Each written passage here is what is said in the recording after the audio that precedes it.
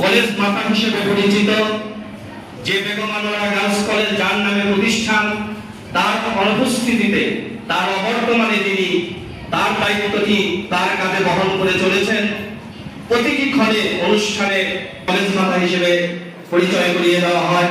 যিনি পরিচিত আমাদের এই কলেজের সম্মানিত প্রতিষ্ঠাতা মহোদয়ের সুযোগ্য কন্যা আলিমা নুসরাত খান সামিয়া আমাদের মাঝে উপস্থিত আছেন। আমাদের মাঝে উপস্থিত আছেন রহমান খান স্যার, আমাদের মাঝে উপস্থিত আছেন। উপস্থিত আছেন মঞ্চের প্রথম আমাদের মাঝে আজকে উপস্থিত আছেন।